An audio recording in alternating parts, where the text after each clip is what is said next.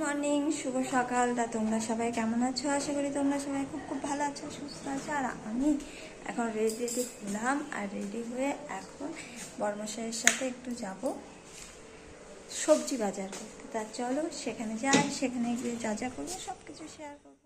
তো এখন বাড়ি থেকে বেরালাম মান্ডিতে যাওয়ার জন্য, সবজি মান্ডিতে, কিষাণ মান্ডিতে সবজি বিক্রি হয়, সেখানে যাওয়ার জন্যই বাড়ি থেকে বেরালাম। প্রত্যেক দিনই সবজি আনতে দিই, আর অল্প অল্প করে সবজি নিয়ে যাই, আর বলে যে সব টাকা শেষ। আমি বলছি যে প্রত্যেক দিন সবজি কিনতে গিয়ে তোমার ফাঁকি মারা, আজকে আমি নিজেই যাব সবজি কিনতে, দেখি তো সবজির কত দাম। তাই বলে ওর সঙ্গে একটু তর্ক করে চলে আসলাম সবজি কিনতে।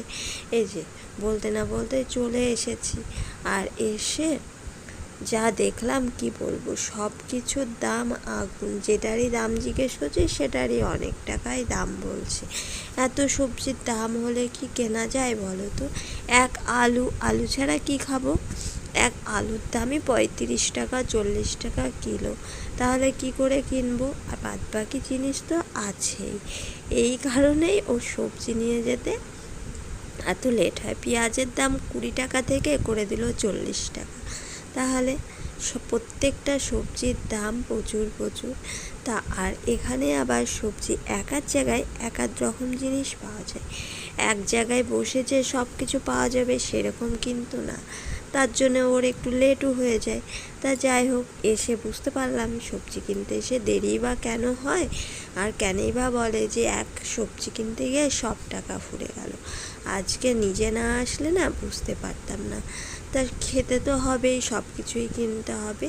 তা এদিক ওদিক সব দিকে ঘুরে ডাঁটা, কুমড়ো, পটল, ভেন্ডি, আলু, পেঁয়াজ, রসুন যা যা লাগে সব কিছুই নিলাম, কিন্তু ব্যাগের অবস্থাটা দেখো, একদম ব্যাগ ফাঁকা। ব্যাগের তলেই সবজিগুলো পড়ে থাকলো, কিন্তু কি করব, তাই নিলাম। নিয়ে দিয়ে এখন যাচ্ছি ওই সামনের দিকে এক জায়গায় দেখলাম ভালো ভালো ভেন্ডি আছে। পেছনের ভেন্ডিগুলোর দাম কম বলছিল, কিন্তু ঠিকঠাক সবুজ কচি না, ভেন্ডি একটু কচি হলে বেশ খেতে ভালো লাগে। তাই এখানে বসিয়ে দিয়েছি তোমাদের দাদাভাইকে ভেন্ডি বাছার জন্য। আমি শুধু দাঁড়িয়ে বলছি এটা নেবো সেটা নেবো। তা ভেন্ডিটা নেওয়া হয়ে গেলেই আমাদের প্রায় নেওয়া শেষ। আর এখানে দেখো 10 টাকা পিস আর 10 টাকা কিলো কুমড়ো বেচছে, যেটা নিবা নাও। তা আমরা 10 টাকা কিলো একটা কুমড়ো নিলাম। তারপরে এখান থেকে পটল আর টমেটো নিয়ে যে আনারসের দোকান বসেছে, আনারসের দোকানে গিয়ে দাম জিজ্ঞাসা করলাম। একটা আনারস নিয়ে বাড়ির দিকে যাবো। তা চলো এখন বাড়িতে যাই। সবজি কিনতে আসার ভূত মাথা থেকে নেমে গেছে, আর আসবো না, এবার থেকে ওই আসবে। তা আশা করি আজকের ভিডিওটা দেখতে তোমাদের ভালো লেগেছে। ভালো লেগে থাকে